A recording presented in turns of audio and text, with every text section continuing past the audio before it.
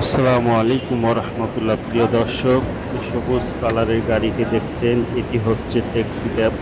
মক্কা শহরে এটি অ্যাভেলেবেল দেখা যায়। এই সাদা কালার গাড়িটি দেখছেন, সেটিও ট্যাক্সি ক্যাব। ওখানে ট্যাক্সি ক্যাব ধরা থাকে, হাজী সাহেবদের বিভিন্ন জায়গার জিয়ারা নিয়ে যায়। কাছাকাছি জিয়ারা করলে আপনার দাম পড়বে 10 টাকা ভাড়া, সৌদি রিয়াল। আর দূরে যদি যান আপনি, তাহলে ভাড়া পড়বে 50 টাকা, 100 টাকা, 250 টাকা বিভিন্ন। আমরা জেদ্দা থেকে মক্কা এসেছি এই সাদা কালারের ট্যাক্সি ক্যাবে। তাতে আমাদের ভাড়া নিয়েছে 250 টাকা। আমরা মিসফালা ব্রিজের কাছেই আমাদের হোটেল ছিল, ওখানে নেমেছি। হোটেল প্যালেস্টাইনের পিছনে আমাদের হোটেল। আমরা 18ই রমজান বাংলাদেশ থেকে রওনা হয়েছি। 18ই রমজান রওনা হয়ে আমরা বেজোর রাত্রিগুলো ওখানে উদযাপন করেছি, ঈদ পালন করেছি, রমজানের নফল সিয়ামগুলো করেছি, ইবাদত বন্দিগি করেছি। আলহামদুলিল্লাহ।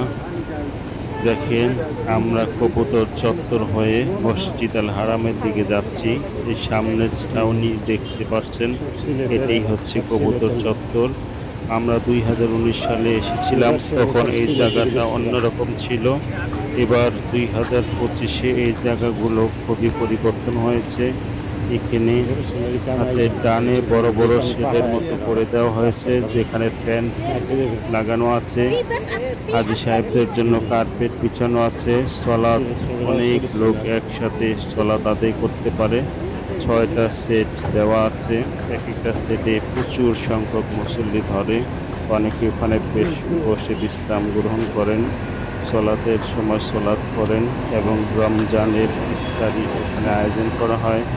ইব্রাহিম আল খলিল রোডেও আয়োজন করা হয়। এই বাসটি দেখতে পাচ্ছেন, এই বাসটি হচ্ছে হাজী সাহেবদের পরিবহন করে থাকেন। দেখেন, পুরো যে গোলক টাওয়ারের দৃশ্য দেখতে আমার খুবই ভালো লাগে। কবুতরগুলো উঠছে, হাজী সাহেবরা কেউ আসছেন, কেউ যাচ্ছেন। এই তো ওখানে দৈনন্দিন ব্যাপার। অনেক হাজী সাহেব হজের উদ্দেশ্যে এখানে প্রবেশ করেন। অনেকে হজ ব্রত পালন করে এখান থেকে নিজ দেশে চলে যান।